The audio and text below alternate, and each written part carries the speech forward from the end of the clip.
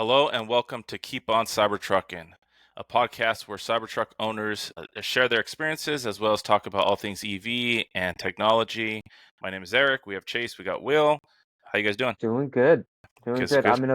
I'm in a weird spot. My whole house is empty right now. The dog is at the vet or at the dog hotel and my family's in Florida. I'm going to join them tomorrow, but for tonight, completely empty house. Oh, so they left already. Yeah, they already headed out and then because I was working the last 2 days, so I wasn't Okay. able to fly the same day. And then today to kind of tie up things here. But yeah, it's just weird being at home alone. You just Uh, gotta run around in your socks and underwear now and do the I whole mean, who's to Enjoy. say I've got anything other than a shirt on and glasses? I wasn't gonna ask you to pan down. I'm gonna get a beer real quick. That's funny. That's That awesome. is funny. Yeah. Wait, enjoy. You know what? It's funny. It's one of those things where whenever, you always want like your alone time, right? Where you sit there and go, man, it would be nice if like no one was here. I could just kind of put a game on, grab a beer, whatever the case is, and just Mhm. kind of hang out and just chill out. And then when they're all gone, you're like, what the hell do I do now? At least that's my case. So, I've um, I've been I've been sitting here constantly wondering because the dog was here, but then I took her to the vet or to the pet hotel today. And so yeah, like the majority of my time, because I drove my family to the airport yesterday morning. So I saw them off, but I also dropped the dog off. But this whole afternoon I've been like, where is Sky? Oh wait, yeah. All that muscle So memory. that's yeah. what it is. That's what it is. Yeah. So you're taking off. You're going to Florida. When do you get back? Get back a week from tomorrow, so the 14th. Nice. Okay. And Long then trip. Yeah. I leave, ironically, to Florida um, on the 11th and get back the 18th. Uh-huh. So next week's podcast is going to be a little bit challenging. Whether we'll see if we still have it or not. But I'm willing Well, I to do won't it be gone. from the hotel or something if I need to. Yeah, We'll figure it out. But totally. yeah, let's get into some news. Well, first of all, we got a full chat over here. Yellowstone 2016 is in chat. Ben's saying hi. Jay's in the chat saying hi, and Bill's saying Hey, hi. So, hey guys, thank you for coming back. Wanted to show a fun little thing, and I think this is up our alley a little bit. Will, sorry for singling you out, but Tesla released their Mezcal. Ah, So, you know, okay. I think that's I'm curious. I want to know more. well, it's $450. Wow. That's if you want to know that. There, I Uh, know more. Good. yeah, that's all. That's all you need to know. Um, Maybe I'm just a cheap date, but it's like beyond a certain price level, I do not have the distinguished palate to tell you the difference. well, I I think most people that buy these, Tesla came out with their tequila. What was it, a few years ago?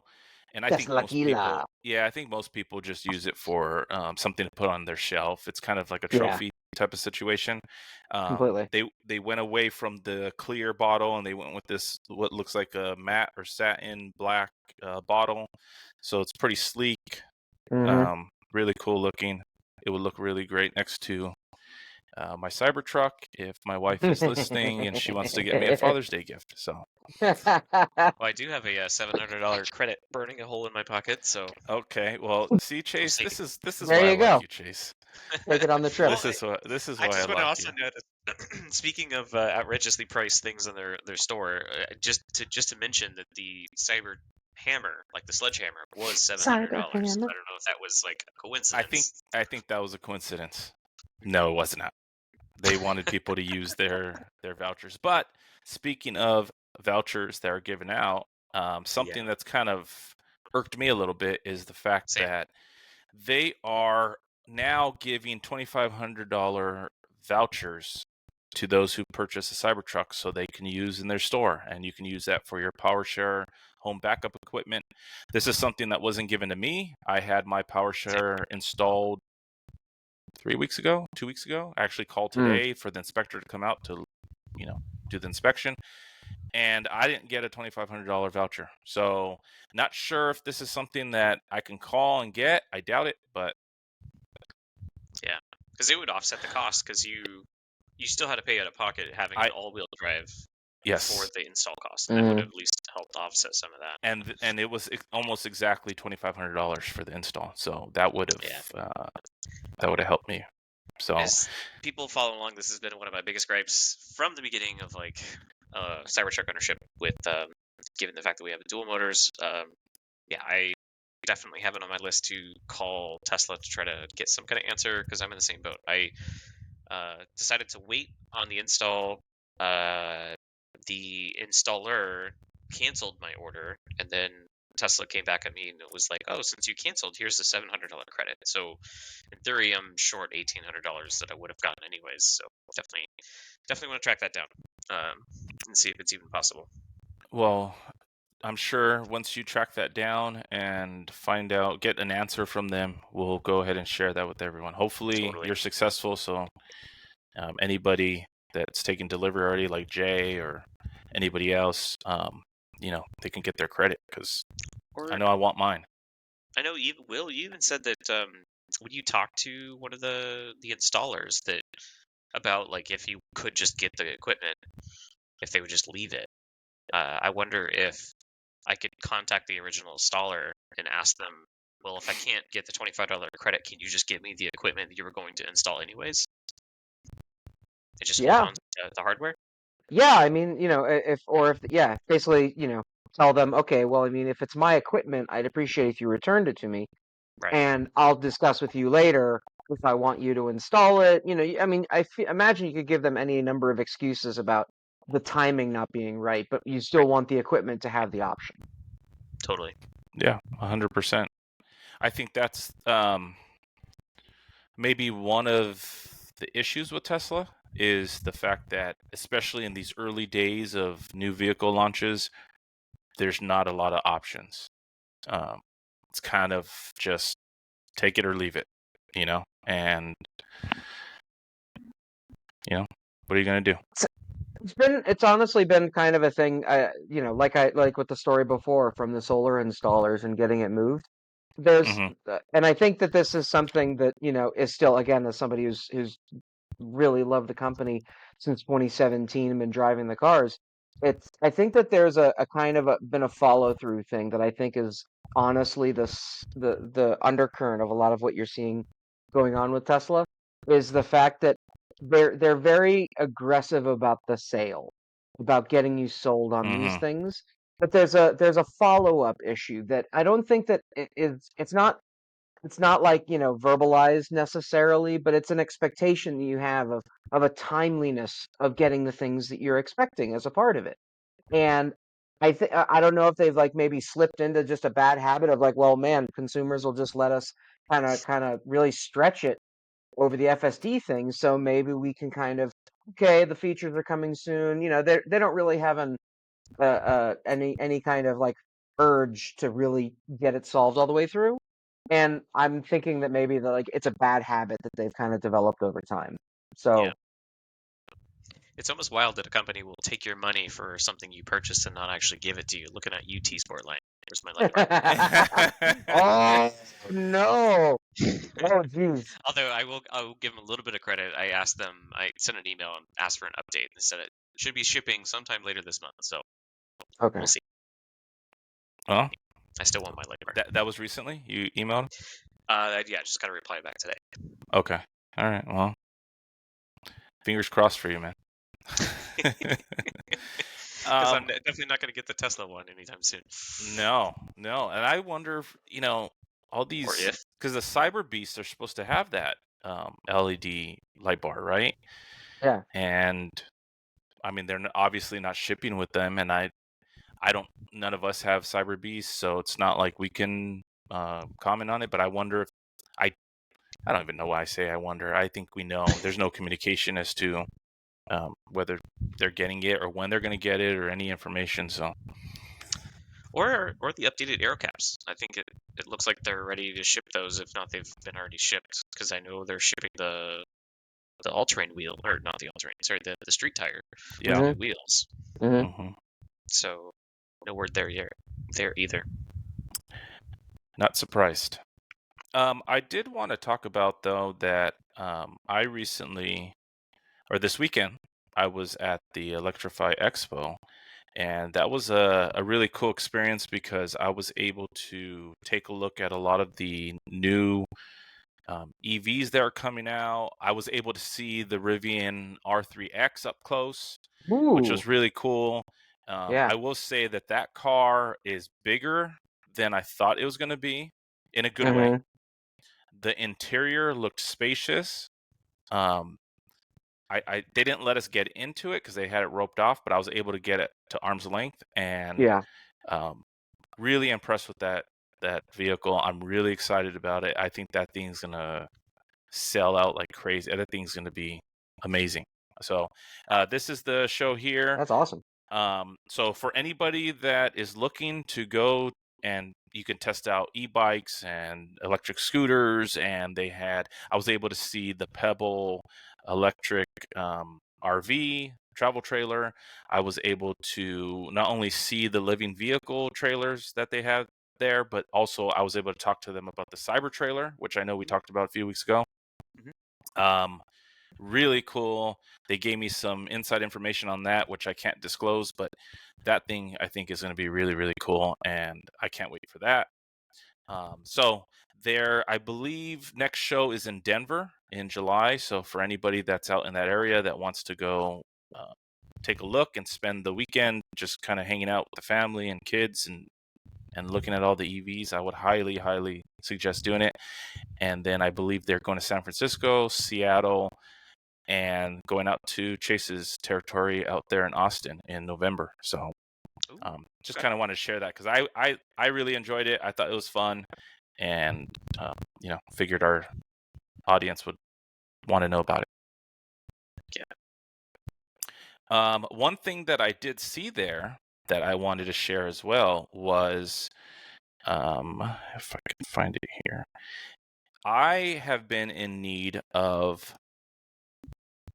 a e-bike bike rack for my Cybertruck, right? Because now I am getting into these e-bikes, and I'm using King Bull e-bikes, and but all the racks that when I've gone online, gone on Amazon, checked out at local sporting goods, they can't hold the weight of an e-bike. So I've been kind of frustrated not being able to find something. This company, RadGnaRack, was out there. They're from Utah. They were out at the Long Beach Electrify Expo. I was talking to them, and they make a rack for e-bikes. And as you can see right here, they even, because e-bikes are a little heavier, one of the arms comes down and it acts as a ramp. So you can wheel up your e-bike onto the back of the rack, and it makes it real easy and secure getting your e-bike on there. And so wanted to share that as well, because if there's anybody out there with e-bikes and is interested in finding a rack and they're frustrated not being able to find one, this was a cool company that that I found there. So I wanted to share that as well. Yeah, I thought that was cool. Especially because How do you e-bikes like your are fun. bikes? I love them. The Yeah. King Bull, yeah, the King Bull bikes. One thing that I've been working with them a little bit for the last 2 months or so, and their the pricing is really aggressive, so they're Mm. not overly expensive. I mean, at this Electrify Expo, I was looking at bikes. I mean, there was bikes for $12,000, Oh yeah. e-bikes. Oh, I believe that. It gets I believe crazy, that. and I'm sure there's a lot of different factors, right? There's special things that go into some of these things. But if you're just a casual biker, like someone like myself, and you just Yeah. want an e-bike, the King Bull, I mean, it's built really nice, it's sturdy, it's strong, and it's not that expensive. So I Yeah. love them. I love them. I'll But take a it's look at. I've go ahead. I've got this monstrosity that I got from AliExpress back during COVID, and I mean the bike has held on, but there's definitely been like a not entirely confident feeling in Yeah, when water riding on. So yeah, yeah, I'll check them out. But yeah, because it's funny because like watching it over the last like 4 years, there's been this huge yes, pricing battle between what's available, even on Amazon, like the stuff that makes it through Alibaba or AliExpress to Amazon. It's still, I mean, it's a bike with a battery. It's not a lot of sophistication. A lot of these newer companies really have some yeah, really cool things. That a they do. $12,000 bike, I'm like, that's a really one of a kind design for a bike. Yeah, Somebody will spend 12,000 for that. Me, not me, but somebody. Yeah, definitely. I mean, there's people. I was talking to people at that show, and they're really into it, and they own those $12,000 bikes. So, I mean, if you're into it, more power to you. I'm just not that. I use it Mm-hmm. when I go camping. Especially now, what really is making me use these e-bikes even more is that before, when I had my Ram with the 8-foot bed, I have an electric golf cart that I would, with a ramp, put on the back of my truck, and then I'll hitch up our trailer and go camping. And that was our kind Oh, okay. of, yeah, that was what we would use at the campgrounds. Can't do that in the Cybertruck, unfortunately. So I'm using e-bikes. I'm throwing them in the back of the truck and then hitching up the trailer and then going, and then we're using the e-bikes around the campgrounds. Mm-hmm. But I would like to put a rack on the back of the trailer, and so I've been searching and shopping around, and like I said, I found these guys, and they're really cool guys. A Very small nice. little company and super quality product. But if you're looking for that e-bike, Will, let me know once you look. I'll send you the email address or the website, and then I have a coupon code I could give you if you're Fancy. interested. All right. So Because there was one that caught my eye recently, came up in my algorithm. The Ego has a one for like 2,000. It's like a 28 mile per hour kind of top speed Yeah. pedal, like just to pedal around. It's exactly that. It's kind of like it's kind of a big boy's toy, not necessarily like yeah, exactly. replacing not a motorcycle, but something just to get around with. Yeah, Yeah. the King Bull goes 28 miles per hour, has a 50-mile range. They have a mountain bike version. They have a cargo version. They have a fold-up version. They have, they have all kinds of things. And I think That's cool. most of them are around the $1,000 mark. Price Yeah. range. These So and these are the right. I'm looking at it right now. Yeah, these are like, in my opinion, these are the right prices, because it's like I've seen e-bikes where it's like, they have the audacity to charge like 1,900 or 2,000, and then you look at the specs, and the battery's like a 10 amp hour battery on a 350-watt motor. And it's like you want something that's a little bit more future proof and more capable if you're in a hilly area or whatnot. So yeah. yeah, this is cool. This is good to see. Yeah. Okay, so I know that was a big event this weekend. There was another event going on this weekend. If I could. Anybody and their cousin was telling me about it. I heard plenty about it, but I couldn't go. And if it's the one you're talking about, Yeah, it was. It was the you're in big Texas. Whoa. Cyber Rodeo. Go ahead and talk about that, Chase. Yeah, so probably the world's largest collection of Cybertrucks outside of like the Gigafactories and Tesla themselves. This is a really big, basically kind of promoted as like an off-road event, but basically just to get as many Cybertrucks together in one location as possible. So they're shooting for 100, and we've got about 90 that were able to go up there to Gatesville. It's either it's Gatesville, Texas, which is kind of like up around Waco, because they went to the Domo off-road park. And that was kind of the big idea. They closed down the whole park, and they brought in all the Cybertrucks and allowed for some really cool off-road moments, and got some pretty cool footage out of that for sure, because they set up a track and allowed everyone to like kind of rip it through, which is really cool for a lot of Cybertruck owners, because I feel like there's so many owners that have bought the Cybertruck that have never taken a truck off-road before. And that this is their intro to off-roading, and that's kind of really cool to see, because this is perfectly timed right after the spring update, which gave us more off-road capability. And yeah, it's really cool. These are also, you can see the guys sitting in the back of the truck are the Exotic Network. They're a great group of guys around here in Austin that I've worked with. We've done the Austin Grand Tour and a couple of other events here in Austin, so they were definitely a big part of this to try to make this happen. And they made the news. It was awesome to see. Yeah, that's wild. 90 Cybertrucks. That's pretty cool. That is crazy. That's crazy. Definitely got a lot of views. Made the news. Elon's mom had tweeted about it, so it was pretty big. It's big if Elon's mom tweets it. Yeah. Do you know if they closed down any of the highways for this, or was it just they just all got on? Mass. That's crazy.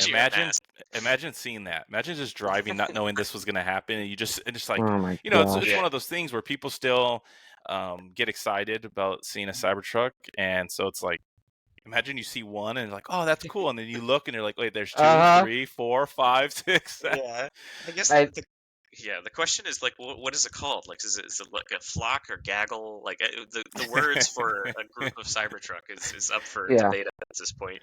But yeah, shout out to Anderbeck. He runs, the Tesla Geek Show. That's another, good podcast, as well as the Austin Tesla Club. Really great guy. He was the one that, if you remember, we did an event where we spray painted the Cyberpunk Cybertruck. He was the guy that Yeah. I was talking to, Matt, and he was like, "Hey, do you want me to FaceTime Sandy Monroe?" And we're like, "All right, cool.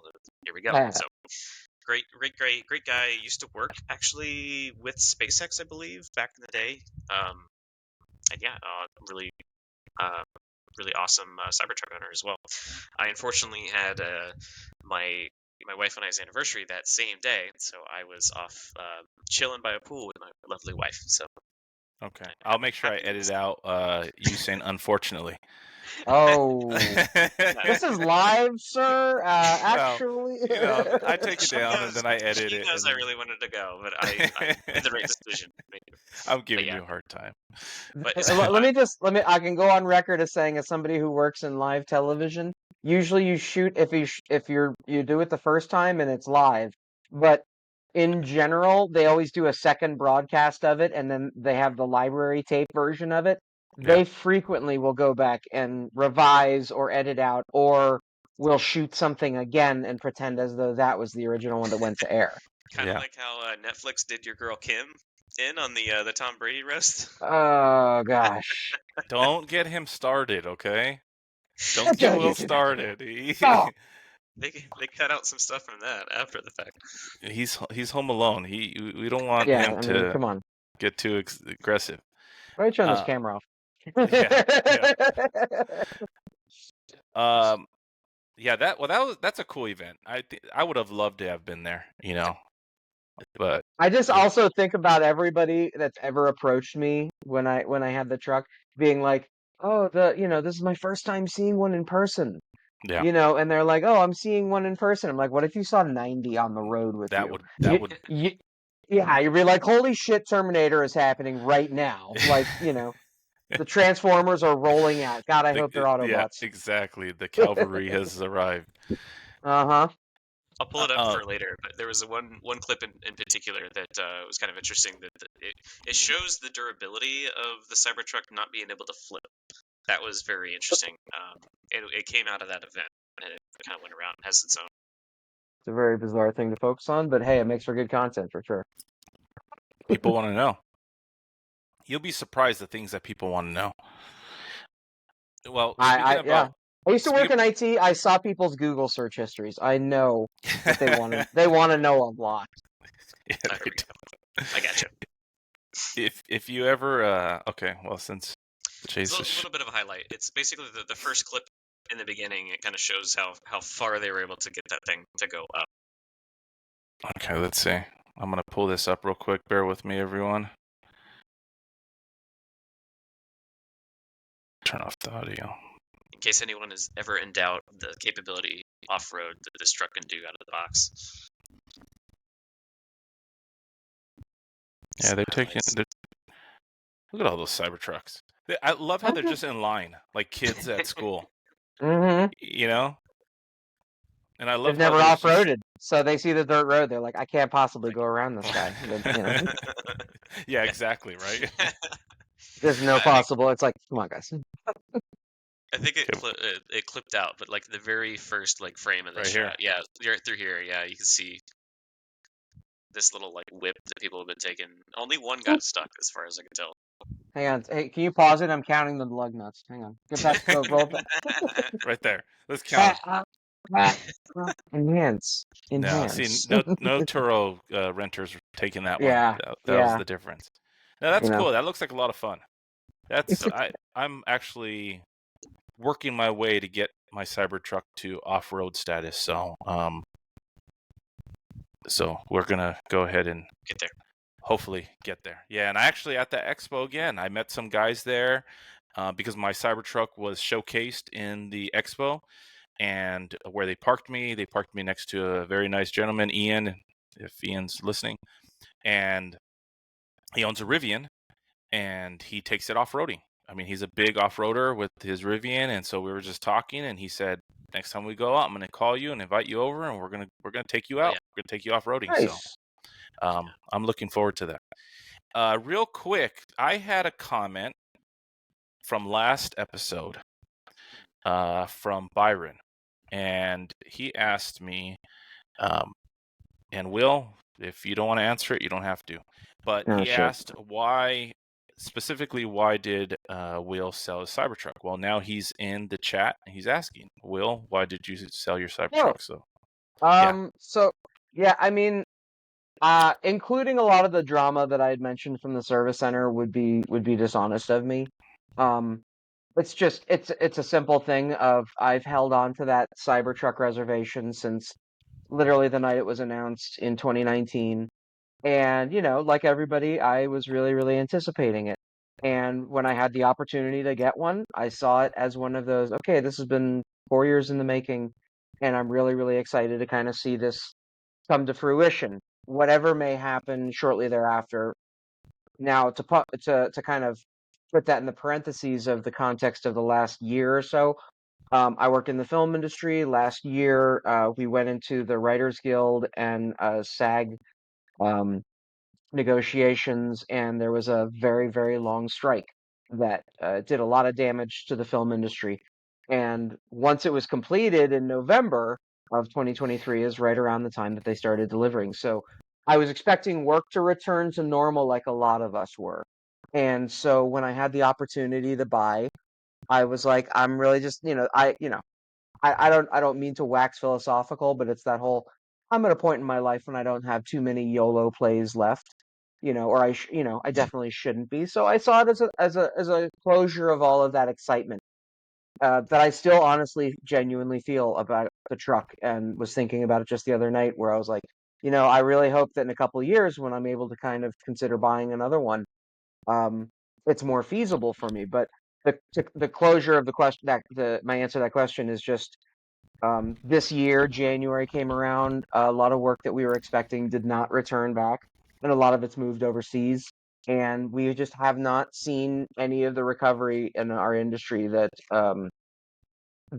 we would have expected. To the point where, I mean, I know so many friends who are filing for bankruptcy, leaving the industry, going back to school. Just so many things are being disrupted by it. And it kind of came down to, survival for me meant kind of slimming down on things.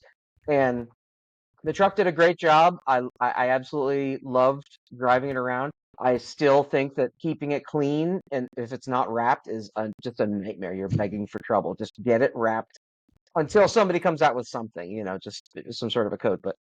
Um, but yeah, it was just kind of the culmination of I was able to get it at the time, but I didn't see what I expected my life to be kind of returning to when it comes to work. So it really just kind of came down to a financial decision to be like, okay, I think it's time that I make things as simple as possible for the time being, because who knows how much longer this will last.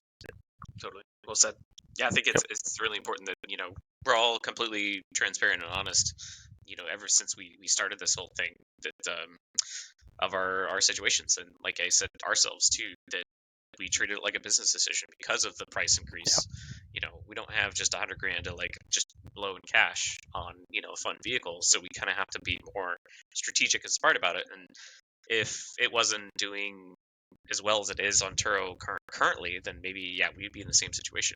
Because I even talked to my wife about it even before we got into this. We were like, okay, it's a business decision. It's not yeah, a fun car to have. So we're finding our own ways to be able to justify the cost and make it make sense. But at the end of the day, if it doesn't, then you got to do what you got to do. So yeah, And I will definitely say that it's like when it came down to the decision to get rid of it, it kind of I'll be honest, I'm still learning to work with a lot of new information in my life, but it just really kind of came down to we both my wife Keegan and I, we were stressed about it. We knew it was there. It was a thing. It was doing well on Turo and providing a lot of benefits. There was also just this whole like, is it too big of a liability that could create more pressure than we really need to be trying to fight right now? And Sure. so I just kind of put it to her. I was like, I did not pull the trigger on buying it until I had talked to her, and she was like, yeah, it might be a good decision. Let's give it a try. Like, we may not have more of these. And at the end of the day, I was like, do you think we should sell it? She's like, I think we should sell it. And I was like, that's good enough for me. So that's really the other half of that answer. And I think only time will tell if you pick the perfect time to be able to pull out too. Because I did see at least some stirrings online this week of people saying that, oh, the aftermarket market is crashing for Cybertrucks. Like, I think the number was like a Cybertruck that was selling for 77,000. So I think that was what kind of Oh, sparked the discussion. I'm not sure of the I would legitimacy of I all would that. want to know more context about the Yeah, $77,000 Cybertruck, like how many miles, did it have right. body damage, any of those kind of things. It's definitely kind of interesting because as we're seeing more and more hit the market, obviously those conditions gonna take. So we'll see how much the aftermarket stays with the retail, which for the most part we've seen it come right at retail, if not just a little bit above. You know, Yeah, it's not like I mean, 200,000 like it was, but it's No. still yeah, no, I mean, yeah, the dealership that bought mine, he was like, yeah, back in March I bought one of these for 190,000, and now, I mean, the prices collapsed here. But I think that it's important to note that, I mean, I don't remember how many people had mentioned. I know that you guys were on the Cybertruck forums because that's how we're here. But on the Cybertruck forum, there was, or no, we were in the Tesla chat. Never mind, doesn't matter. The On the Cybertruck forum, somebody had contacted the first people who had posted that they had made it apparent, hey, I owned a Cybertruck. And a number of people got a message from somebody being like, hey, I'm in San Diego. Hmm. I do business where, import export of vehicles. I'm ready to give you up to 175,000 right now to sell it to me. And this was like February 1st is when I got my truck. I want to say that it was within a week that I got a message. So I kind of want to know what the overseas market is looking like for Cybertrucks. I feel like there's a lot of them are selling. Before it used to be a premium early days kind of situation. But now I just think that there's probably enough demand of some folks overseas who are just like, I want one, bring it to me, and they're finding them for sale here. I think there's Yeah. less risk though, because I know early days when I first put it up on Turo, I was worried about someone like driving it across the border and getting out of the country and putting it on a boat to go somewhere and resell it Hmm. and make Yeah, tens of thousands or whatever. But now I think I think that risk is a little lower now. But now that the supply is up, yeah, I'd be curious to see like what other countries are buying them for. Because didn't we see one just recently in Dubai?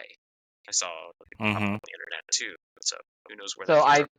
I think that one of my earliest experiences with renting was I did a test drive with somebody for just I think it was like $200, and I was very appreciative of it. Let him drive everywhere, so I'm imagining it's like, okay, it's a rent without a full day rental thing, but whatever.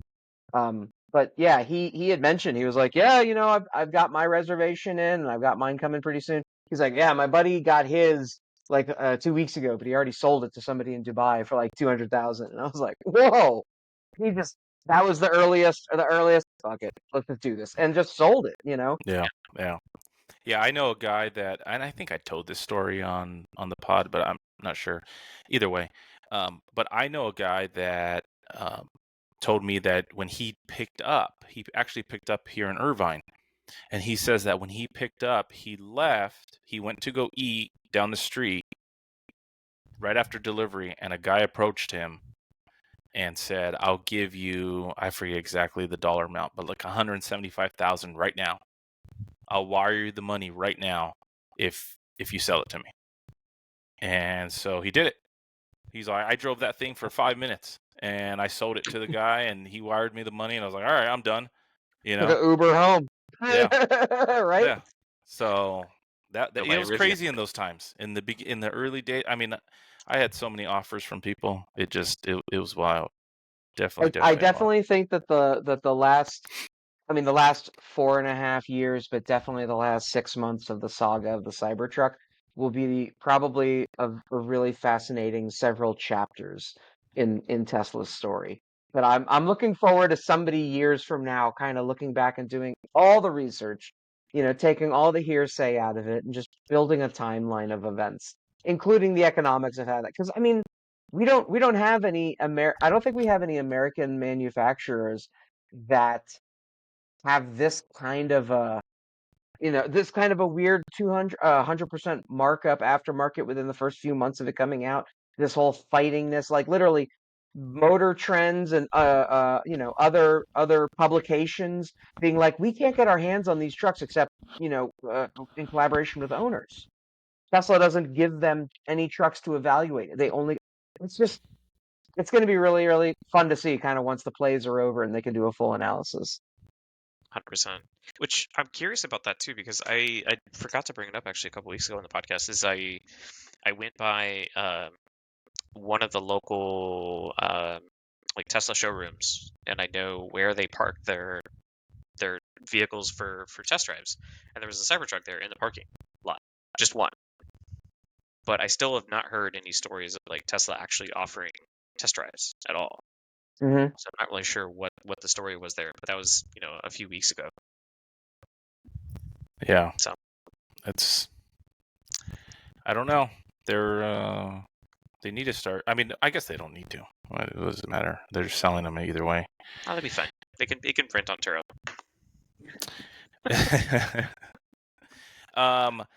Let's get into the big thing that's coming up, which is the shareholder meeting, which is next week, exactly 1 week from today.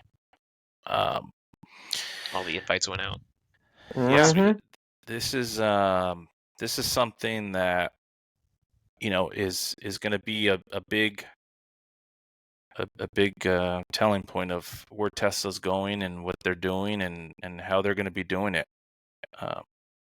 And I think that I definitely want to go on record as saying I think that this meeting, this vote is going to reflect a lot of what I think I think it's fair to extrapolate how this vote goes with a lot of other votes when it comes to confidence in companies over the next 5 years of the venture capitalist votes, the hedge funds, whatever, the independently wealthy, all these people who want to see risky, iconic, really out there, maybe problematic, or maybe just Elon, just those kind of huge personalities versus the traditional investors who are like, I don't want my CEOs making waves. Like, honestly, the public shouldn't know who you are. And I think that that is the mindset of two very different investors right now. And a lot of them are controlling a lot of the market, in my opinion, from everything from all the stuff that you've seen with GameStop and AMC, just sentiment driving investments and people who are new in all of this. I just think that this vote is going to really reflect, okay, do you just have the entrenched legacy, timid, I guess Warren Buffett, time in the market beats timing the market types? Or do you have the people who want the firebrands who are like, all these other companies are so boring, and this dude is out here releasing crazy vehicles, pushing boundaries, telling absolutely everybody, I don't give a shit what you say. I'm going to do this. I'm going to do that. AI, whatnot. It's. I think it's going to be a really interesting watershed moment to the point where you can kind of distill a lot of information about the market as a whole from how this vote will go. Right. Yeah, this is huge, and I mean, when you go on their website and you click on their stockholder meeting link, I mean, look right here. I mean, one of the first things it says is we need your vote, including on 2 important proposals. And they're really pushing. I'm sure all of you guys have received. I don't know if you guys are stockholders, but I am, and no comment. Yeah, and I've got those emails, where they're wanting you to vote. They need your vote. So and part of me is kind of like, all right, for my previous statements about Tesla's kind of frustrating inability to communicate effectively about things. It's interesting how well they can tell you their Wait, what? opinion on your vote and try to encourage you in a certain direction, but we also can't answer the email about when Chase is going to get the rest of the voucher, or Eric, or or Exactly. anybody. It's like, Which it's I did great that email you them, by guys the can do way. this blitz, huh? I did email them, by the way. They they Yeah, gave me the ring around. yeah. Yeah, But in the past it was cute, but now, and I think Yeah. that these are the things that are providing a really interesting context to this this debate between the two groups, between the people who don't believe that Elon deserves the compensation package and the people who think that it does belong to him. So yeah, it's, some people are just making. I think that there was more room to make the simple argument of, well, he built the company, he achieved his goals, and so you have to look at it in the context of the case where they were like, it's not the matter of whether he met those goals; it's a matter of whether what he was being rewarded was appropriate for the longevity of the Mm. company, because future Mhm, shareholders mm, shouldn't mhm, have to wear this burden, mhm. and that's where they are now. So That's actually a really good yeah, point. It's not so much should he be there, it's more should he be compensated as much as they're trying to compensate him, right? yeah. That's really the question. Well, Um, I think that it was a part of his compensation, because I mean I think that he's been rewarded with stock ownership over time anyway. Or I'm not entirely sure the financials of it, but I mean he's had at his command a significant amount of stock that he could sell to take a couple $1 billion here, or at least pledge them to take out loans and whatnot. So sorry, my brain just went blank, but no, you're good. No, damn it. yeah, so it's just I do. This is my take on it, right? Is that I do believe that Elon should be there. I don't know what Tesla would be without him moving forward. And so I do feel like he should be there. It's just if the company is not performing the way that they want it to perform, Mm, then there needs to be some scale back, right? You gotta scale back a little bit. You gotta sit there and go, okay, um, do we compensate you and give you what we promised or agreed upon way back when we were thriving? That mm, that is, some adjustments sometimes need to be made. yeah, That's that's yeah. that's my take. But I think that there's something interesting in that, because when you say, it's like, I think that there are investors who perhaps they're just asking the simple question of that very question that you said about, it's like, I don't know what the company looks like without Elon. So the Yeah. gamble is $56 billion in stock options, greater command of the company over the duration moving forward. Are those more expensive than the gamble of Mm. finding out how Tesla operates without Elon? You know? I guess that's the biggest question, and we saw it actually in the last 4 years with Bezos, where he stepped down Yeah. as CEO, but it was still executive chairman. But I'm wondering, I would assume that would be the only alternative in this case. It's like, okay, Elon would step down as CEO and then just be an executive chair and still have, say in a lot of things. But then is that going to sway investor opinion very negatively, which I would probably assume so, um, because all the headlines are going to just be like, "Oh, Tesla dumps Elon," and yada Yeah, yada and, yada. and You and know, I don't think Elon would want that no, as far as just being, you know, just being there. You know what I Mm. yeah, mean? I don't think. I mean, let's be real. I mean, he built it to where it's at. Obviously, when you're in this position, you have an ego, and I don't think someone like that can just, you know, no, take that back seat, approach and just go, okay, well, I'm just going to be like an advisor.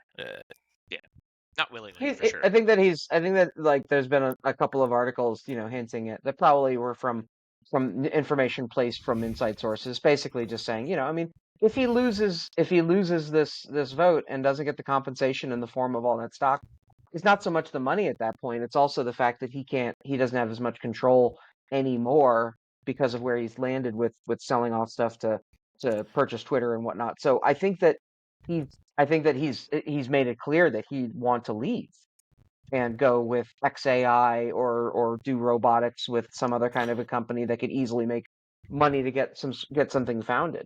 So Yeah. I think that he kind of is signaled through his PR folks or whoever he uses. Yeah, if this doesn't go my way, leaving is very much on the table. So Yeah, I think that's what it is, right? He's going to look at it and go, okay, you guys aren't going to give me what I'm supposed to get, then mhm. peace out. I got other things to do, and Yeah, good It's luck. pivotal. It's pivotal for sure. Which I yeah. think we were talking about next week's schedule. I think we'd do a disservice if we didn't do it after the shareholders meeting, at least if we can. No, yeah, you're right. I think It's too we much. have to. We have to. We'll figure it out. But yeah, maybe that's yeah. So then I think right there, I think you just hit it on the head. I think we got to do it next Thursday, right? Next Thursday night. Yeah. Oh yeah.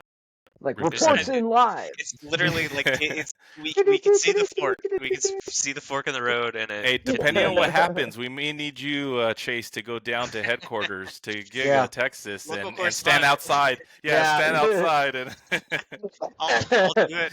I'll do the yeah, podcast from the truck, and then I'll be like, "Hey, here's the Gigafactory." yeah. There you go. Yeah. In You're There you like, the it's the go. middle of the night, ain't shit going on. Nobody cares here, but whatever. This is the 1,000 times zoom lens. this is the perfect thing. You just back your truck in, right? You can do the podcast from the driver's seat, Yeah, I and have then you power. can just use the camera and go into the rearview mirror, and you could see behind. Oh wait, no, you can't. Never mind. Never mind. Never mind. Never mind. It'll be over the air update. Don't worry. I forgot to link it to you, but there's another product that I hope that circulates around. I saw someone share about like exactly that. There was like a rear view mirror that was like a mirror, but then you flip the thing and then it switches to a digital mirror. Yeah, I agree. I think that I don't. someone needs to make Don't it. don't get me started, Yeah. man. Eric. No, they was it that guy the Jeremy Judkins Jeremy, yeah, dude who that like was the one I was chopped up. talking about. Yeah, Yep. he literally just tweeted something like 4 hours ago. I Yes, just put it in the chat. that's exactly what Yeah, I was talking about. it's Yeah, the video. Yeah, because he's like, why the Cybertruck badly needs this. It's like, yeah, it kind of does. 100%. this Yeah, this is exactly what I'm saying. Right? I've been saying it from the beginning. I don't should have understand been that right there. I can go and put in any car for like Mm. $150 at some Yeah. shop somewhere down the street, right? They'll install that and put that for 150, $200. Yeah. The I R2T paid how much for my Cybertruck Cybertruck? will Why have it, I'm couldn't they sure. do this? I'm gonna walk off the set. That's it. That was the moment we lost him. Yeah.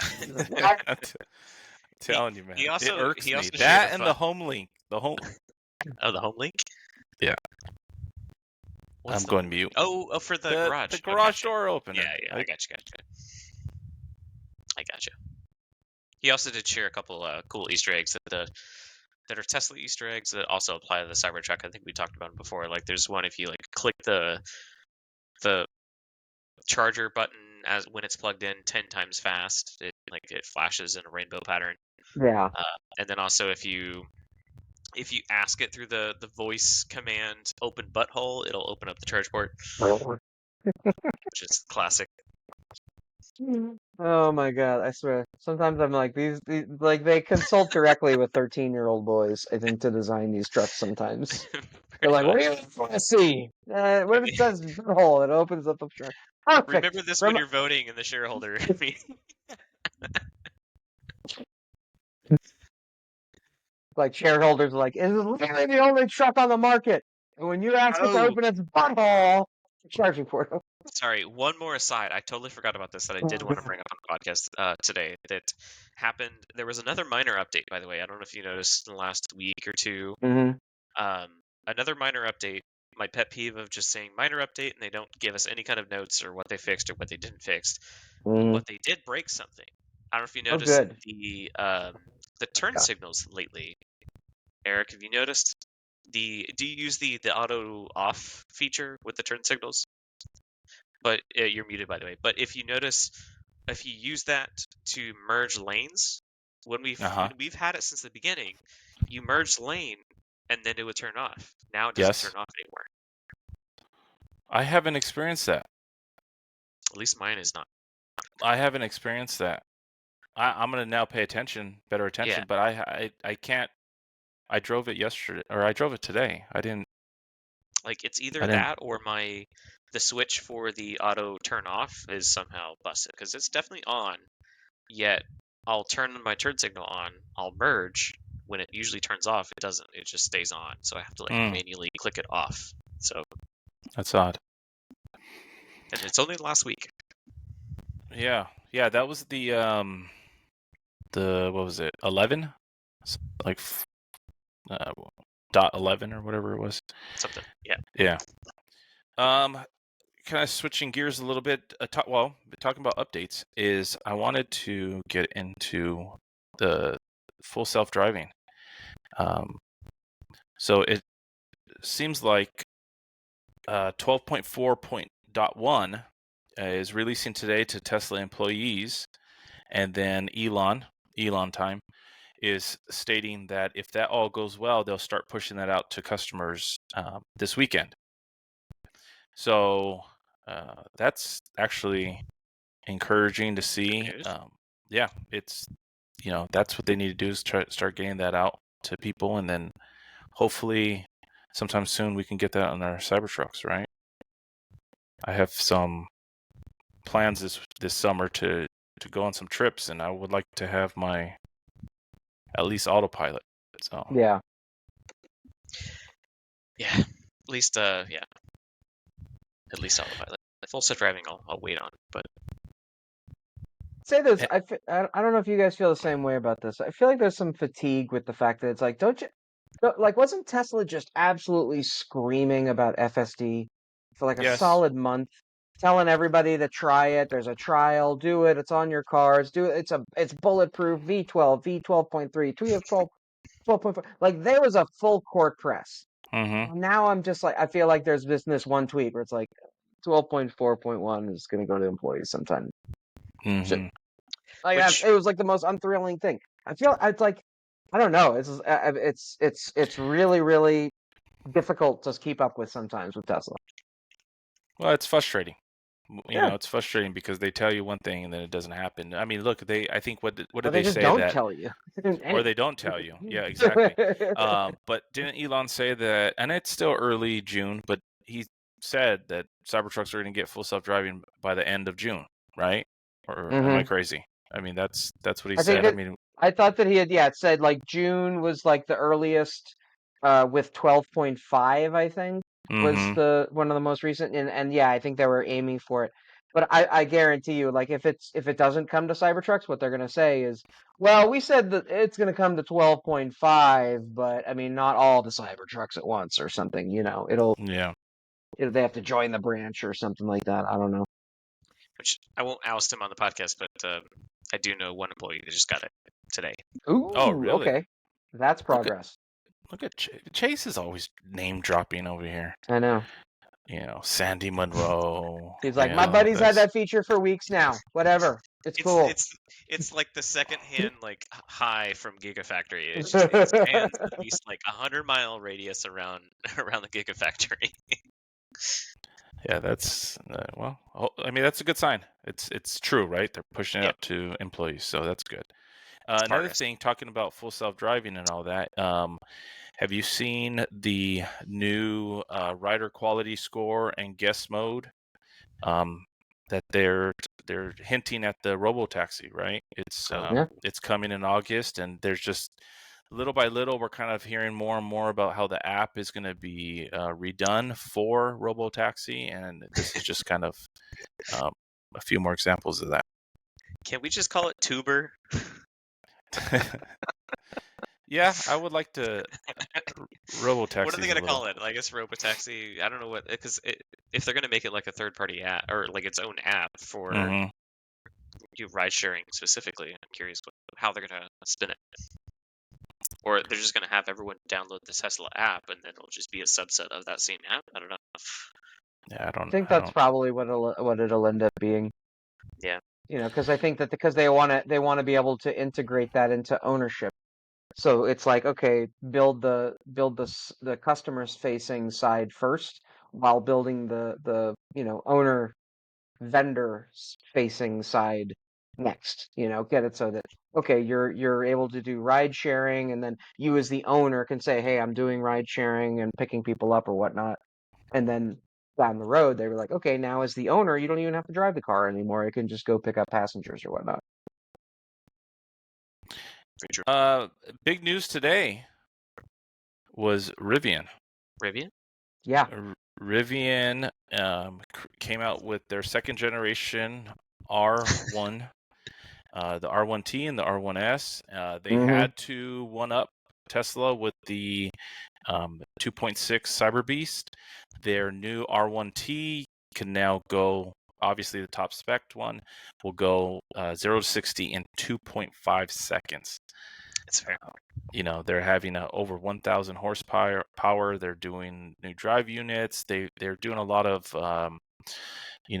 stuff to the UI. They're increasing some range. It's a good thing. I mean, it's nice to see that, once again, the Cybertruck is moving the industry forward, right? Is getting 100%. some of these other manufacturers to push the envelope a little bit, which is really, really nice. So I will say one thing, I'm actually kind of happy that I have my R1S on a lease right now, because these new generation ones, it'll always be one of those things that kicks me in the ass. I've always been a computer nerd that, like, I'm like, damn it, my specs are out, because Yeah, 6 months later they come out with a new version of graphics card. But yeah. one of the cool specs that I saw for the R1S and R1T is that I guess that there's an integration of more lithium iron phosphate batteries. So Hmm. they use LFP batteries in some of the models, and was it like over 400 miles of range? You can charge it Yeah. to 100% every day, and the longevity of lithium iron phosphate is like literally 10 times that of lithium ion. Mm-hmm. So I'm like, this is another reason why I'm like, okay, I like seeing the moves, because I've kind of been interested in seeing which automaker would embrace what honestly is something that has been a lament of the EV industry about lithium ion batteries, is the whole, okay, well, lithium mining is fairly innocuous if you do I guess the brine leaching version, versus if you do Mm-hmm. sulfuric acid to refine. But the batteries still require, for a lot of manufacturers that still do it, rare earth metals that require metal coming from pretty controversial places. Mm-hmm. And with lithium iron phosphate, you don't have a lot of those issues. You have a battery that weighs more, so it adds more weight to the vehicle, which can be kind of a detractor, but the longevity of that battery just can't be beat. It's like, I think 18650 batteries are like, what, 2 to 300 duty cycles per life before they lose 70% of their charge. I mean, that's why they tell you not to charge the car to 100% all the time, because the Mm-hmm. more that you overcharge and complete those cycles, the more you're ushering in the batteries losing a significant amount of charge. LFP batteries just seem like they're the future for a lot of automotives. And I was stoked to see that Rivian's kind of leaning into that a bit, and I'm like, okay, I'm expecting more makers to do the same. Because Tesla had, what is it? The Model Y, like short range or something like that. They have an LFP battery. Tesla. Not to mention Yeah. the range is over 400. Mm-hmm. Yeah. Well, that's the thing, is that they've been able to increase range, increase performance. A little side note, one thing that I pulled up here is, did you see this the glass roof? You see what they're doing there? Yeah. Yeah, so it's like the frosted glass where you can like turn it on and turn Yep. it off. Yeah, Yep. it's like I think it's electrochroma glass. They use it in the Boeing Dreamliners. That's how they tint the windows for when the sun is out or whatnot. It's cool. But yeah, it's really cool to see it in a vehicle. That's badass. Which Yeah. I never even thought of that until this last weekend. I was driving some friends around. They're like, "Oh man, you can get a real sunburn from the window," and I'm like, "I never thought about that." Even with like the Tesla tint, I guess it does actually radiate still quite a bit of sun. Hmm. Yeah. I don't yeah, I don't know about that. I've never had any issues with that, Yeah, to getting a sunburn or anything. But it's great to see. I mean, I think Rivian's. I obviously this is never any kind of like investing advice, but they're in a great position because they've actually hit an all-time low and now they're kind of poised for a comeback, and this is like perfect timing for them to like come back right underneath the shadow of Tesla. Mhm. Yeah, Yeah. and they can immediate like an immediate marketable personality trait that they have is like, hey, we're Rivian, we make electric SUVs, and you have no idea who our CEO is. You know, everyone's like, we make cars, and Yeah, everyone likes them, and everyone likes driving them, and you honestly will never see our CEO in the news or but anything. So like the question is, when are they going to be able to turn profitable? Because I keep hearing that they're losing still like tens of thousands on every single Yeah. vehicle they're making I still. I think that it's the same. I mean, Tesla they lost money on all the Model S's and X's for a long time Yeah, until they became profitable with the Model 3, and that wasn't even until after the ramp, and really Model 3 just deliveries were just taken off everywhere, and they were yeah, manufacturing in mass.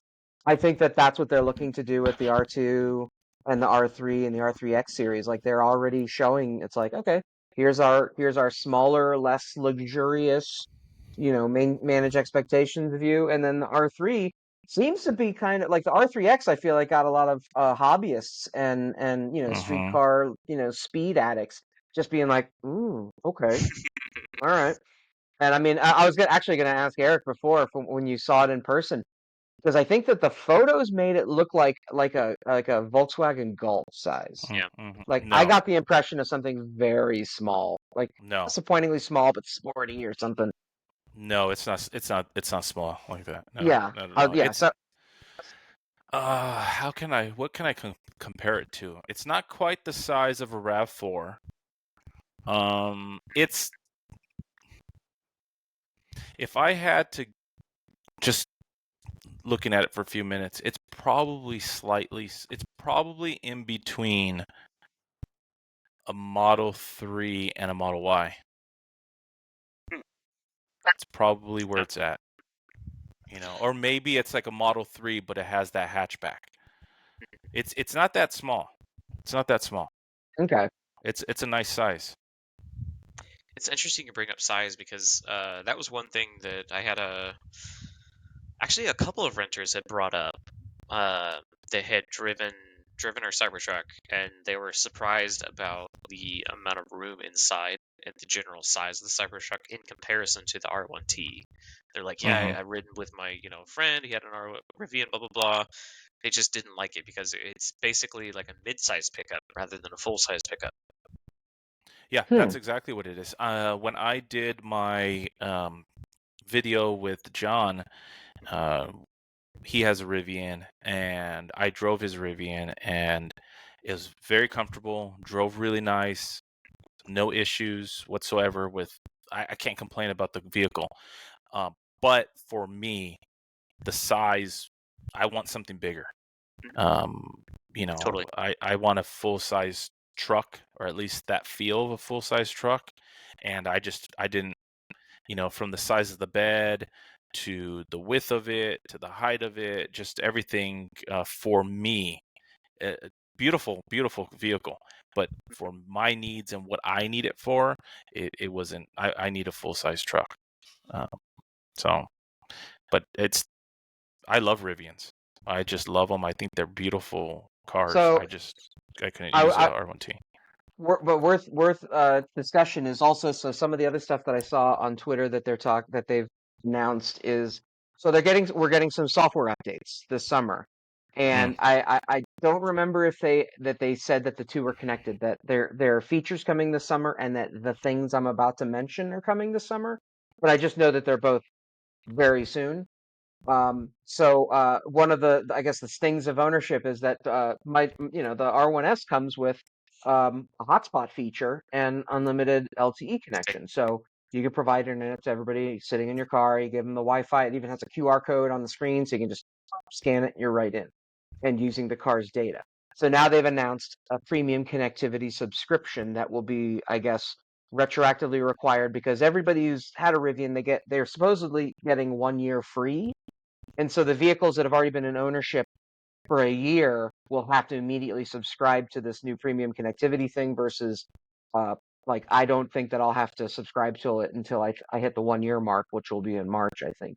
So one of the killer features that everybody raved about for the Rivians was they would integrate Google's Chromecast capabilities. So if you were connected to that hotspot, you could cast a movie to the main display or the rear display eventually would be coming down the road and really kind of use some of those things. And then also Rivian was going to expand significantly the number of music software apps that they had to include. I think that they have Tidal right now, but they were going to include Apple Music.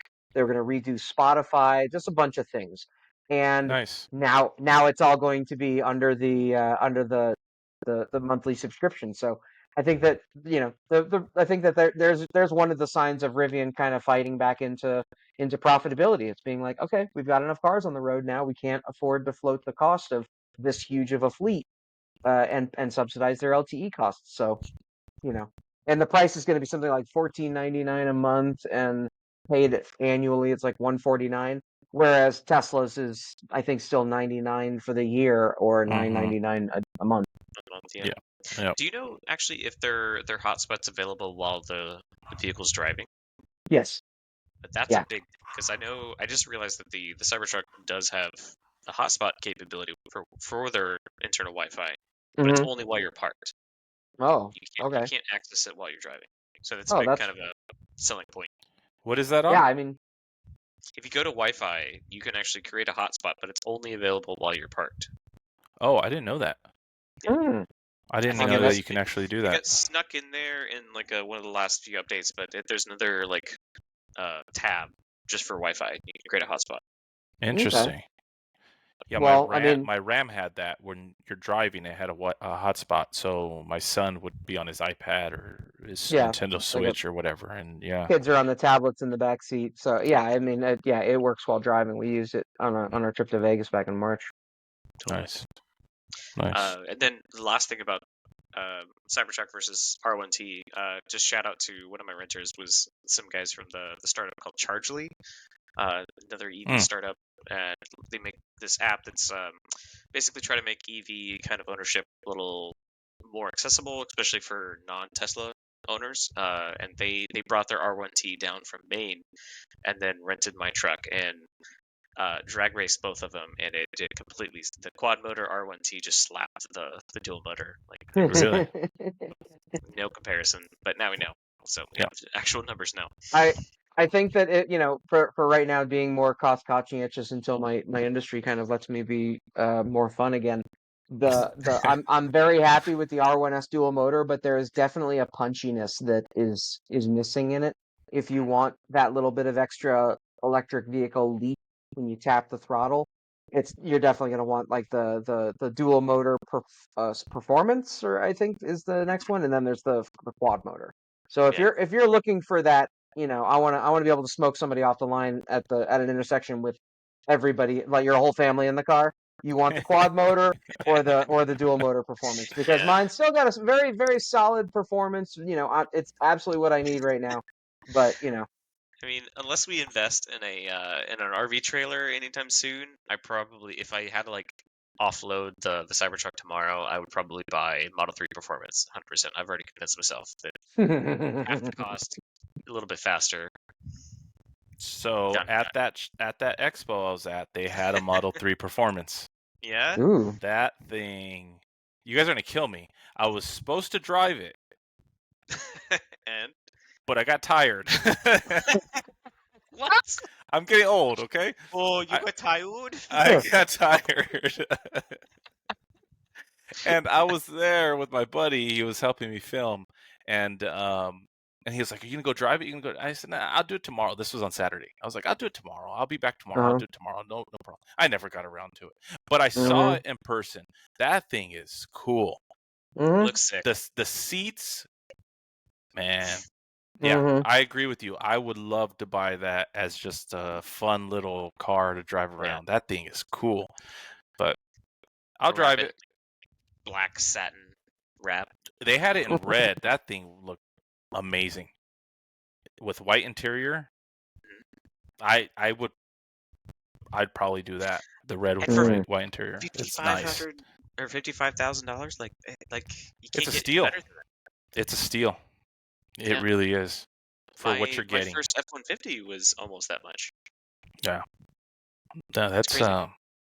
But when you're talking about red cars, performance, all that, that you get into that where cops are looking at you, you may get tickets, and then what ends up happening is your insurance rises, right?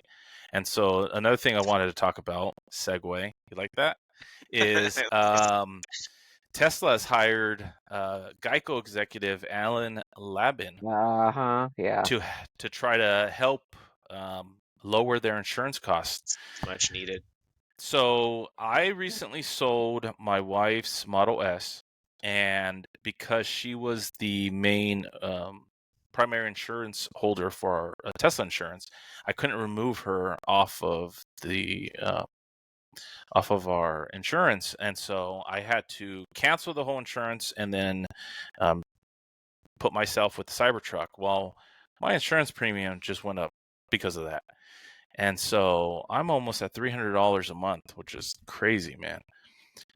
For So two cars? I'm really excited about this. It went up like $60, $70. So anyways, so yeah, that's what they're doing. They hired this executive, and hopefully they're hoping that he's going to help them lower their insurance costs for people, which is much needed because I know Chase, your insurance went up recently, Well, and I mean, like I said, I won't name names, but I know even someone in the insurance side there at Tesla that had quit using their own insurance. So like this is clearly an issue that we've seen happen. And the fact that they're trying to use an algorithm in their drive safety score to vary rates for insurance, and it's not. I don't think it's working out. I think Mm. people are dumping it hand over fist. If I had to guess, like my story is not the only one. Like for Mhm. instance, it went from I saw the peak of 460 a month, but there was Wow. anecdotes of other people saying like $500 and $600 a month for insurance. So it's not working. So whatever they need to do, they need to fix it. And then yeah, since then we've actually switched over to Progressive, which I've seen a lot of other stories on the forums and things of people saying the same thing about switching to Progressive, and then I'm not sure Geico. There's another one that someone has been mentioning, but Progressive seems like to have the best rates right now. That they're still insuring it for pretty good rates. Like currently, it's 165 a month for our Cybertruck on top of our other stuff that we've got with Progressive. Yeah, So it's I pretty need to good. do something because this is ridiculous. But yeah, Yeah, hopefully Mr. Laban will help me out. We'll see. you can do it. I think that it sounds like the whole insurance industry is in a very shit spot right now, and Oh, I kind of wonder how much of oh yeah, that's affecting Tesla because since they're so new to the game, it makes you Mm-hmm. wonder. It's like there's so many kind of entrenched insurance companies that have been doing it for so long that they probably have cash reserves and accounting records that help limit them from exposure to certain whatever. Just to the point where it's like, okay, so it might just be one of those growing pains early days. And also, my understanding, they're kind of one of the first companies that has as deep a level of integration of your insurance costs connected to your driving habits, or at least the markers that they value. right. Which are unfounded. I feel like because Completely. we had a safety score of 92. Hmm. 92, that was enough for them to say, "Oh no, you don't pay us 260 a month. You pay us 460 a month." Yeah, Going that's from nuts. 95 to 92. Like that doesn't make any sense at all for any kind of consumer No. basis. But I think that what we're seeing though is uh, just like any other industry, like you've seen with film, we've seen the animation and games and everything. Um, the AI effect is happening, I think, even with Mm-hmm. insurance. Someone's sitting at like whatever insurance company, and they're like, "All right, let's put it to ChatGPT, see what's going on," and now all of the algorithms are figuring out all the bullshit that's been happening in insurance for like the last 40 years, and now they're Yeah. trying to figure out what to do from here. I think that's kind of what the big shakeup we're seeing is. Um, That's a good point. hopefully it's a good thing in the end, but I don't necessarily know. Like underwriting is going to be an issue because for the longest time, I feel like the risk was kind of like up in the air, and people just kind of like turned a blind eye to it. And then if it happened, it happened. But when that risk is like in your face and it's day to day, that's the risky part. Because I feel like that's what I didn't like, and it was a red flag when I initially realized that okay, Tesla's insurance is going to adjust month to month based off of your driving habits. I'm like, this could go bad, Yeah. or it could go great. But most of the time, it went bad. So it never went like, oh yeah, I just bought my Cybertruck and my insurance premiums went down the next month. No. Said nobody ever. So, Yeah, no, okay. never. Yeah. I kind of think that's insurance is one of those things where the actuarial tables is like when you have it attached to the fine grain of how somebody actually drives. Mhm. I mean, you need an algorithm that's so advanced to be able to read that and not freak out, Yeah. or to just evaluate it on much simpler terms. And I think that's why, legacy insurance companies, they just work on the actuarial. I remember back when it was, oh, if you drive a red car, your insurance is going to be Mhm. higher. And it's like, even that was outdated, but accurate, because that's something that they might have used beforehand to be like, oh, this car is kind of a higher profile. Yeah. And now that they're starting to literally every forward collision warning, every little thing Yeah. along the way, anytime the autopilot yells at you, maybe, like all these things that they're building into the price, that people are like, I don't usually get dinged for like just picking my nose for a moment in the car, but it seems like that's what's happening, to the point where people are like, this isn't better. I Yeah. can get cheaper at Progressive or whoever, the less integrated it is to it. So my hope is that, yes, by hiring somebody outside the insurance industry, I'm sorry, not outside of Tesla, but somebody from that industry, Yeah. maybe they can have some new guidance on how to move forward. Hope so. Yeah. I think that's the plan, and that's I'm hoping, keeping my fingers crossed. But we're at that time where we want to talk about the wrap of the week, as well as what were they thinking. So let's start with the what were they thinking. This gentleman decided to put some very interesting wheels on his Cybertruck. Looks like something out of Ben-Hur. Wait. just notice it's also lowered all the way down. Oh my. Just putting that out there. It is Oh lowered. my. That's like no clearance. Oh my goodness. I don't think it's lower. Is it lowered aftermarket? Is it lowered even lower, or is that just on low? I mean, I don't know. Looks like low, but I don't know. I wouldn't. Nonetheless, I mean, like the segment says, what were they thinking? Yeah. I don't understand it. Other than, they're having their vehicle on our podcast, and maybe that's what they were thinking. They're like, Yeah. hey, how do we keep on Cybertrucking? They're really trying hard, and we fell for the bait. Yeah. Now, granted, give it 2 months, and they unlock full self-driving for this, and then someone tries to summon this into a parking lot, and it just breaks through all of the other cars. And Yeah. they're gonna be like, Yeah. oh no, and we're gonna be like, what were they thinking? Yeah.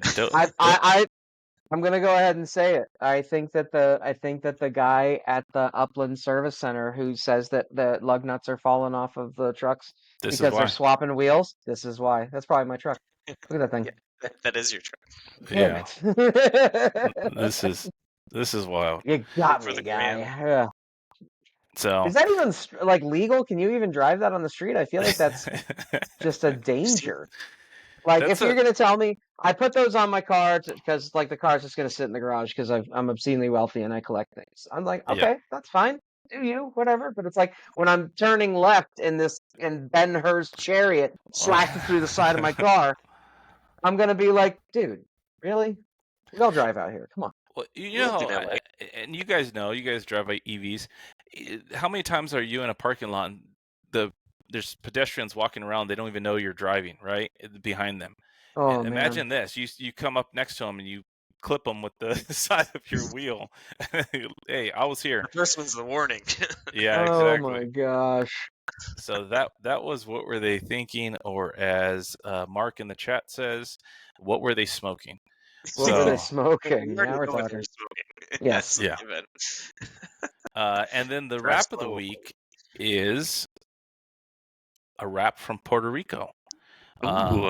It's all gold wrap, which I wouldn't personally do, but I think what caught Chase's in my eye was the beautiful scenery. So it's a very different wrap. They're bold for doing it. I give them points for that. And I mean, look at that view. Is it the only one in Puerto Rico? I want to know. It is in Puerto Rico. I don't know. Is that a wrap or is that something like No, it's a something wrap. else? I thought that wrap. I thought that Jerry Rig Everything. I thought that he had done a video recently. Let me see if I can find it because he had they said that they electroplated a Cybertruck. Well, they gold plated it, and that's kind of where I feel Sorry, like cool. this reaches a little higher level than what Jerry Rig did, because I feel You like think? this Okay. looks a lot better than what they came out with. Like Oh, definitely. maybe the level of effort what they did was higher, but this I think looks way better at the end. Oh, this looks way better. But like that one's like actual gold that they they Yeah, they attached actually to a put Cybertruck. gold. It's kind of Yeah. sick and stupid Gold. as all hell. But yeah, still, you Yeah, know. Yep. I like it. No, So this looks hot. I like seeing what everybody does with these. yeah, Yeah, he's got the that's. Cybertruck tag on the back. That's awesome. I think that's where I'm at with it. Is it's not. I wouldn't do it, but I can appreciate the fact that somebody did. Right. So Yeah, you know, exactly. kudos. So that was Did the they? rep of the week. Oh, they did. I was gonna ask if they like covered up the lug nuts and the cap, but you can kind of see a little cap in there. It's inset. Yeah, Yeah. they got Yeah. something in there. Yeah. Okay. Cool. Yeah, he's got lug nut covers, so his lug nuts don't get stolen. Yeah. Careful, guys. It's rough out there. Those Turo renters, they're stealing lug nuts. Yeah, Oh, that's what they're man. doing. That's what they're doing. So that's all we got. I think we covered pretty much everything. I think next week Yeah. is going to be a big podcast. It's that week between or like the week before the Super Bowl. You know, all you can do is talk about what's coming up. So you're just like, all right, you know. Pre-game. Yeah, that's it's I'm gonna be in Florida, but it's like I'm gonna be on my phone, you know, like just what's going on, you know, trying to figure yeah. out what's the latest. So that's why, Chase, we need you there at the scene. We need that. You know, if the building gets lit on fire, you got to be the first to report it to us. I was gonna say my afternoon is pretty meeting light that day, so yeah, I Okay. definitely can run over there if I need to. Let's hope that you don't have to. How about that? Exactly. Hopefully Let's hope it all goes well. So, all right, gentlemen, appreciate it. Absolutely. And thank you to all the It's always- guys, everybody in chat. You know, Mark, Will's Will, Why? Hugo, Jay, Mike, Bill, Oh, yeah. Ben, all you guys, everybody in chat. Appreciate you guys. And next week we'll be doing it on Thursday again because of the Tesla shareholders meeting. So Sounds good. all right, guys. Yep.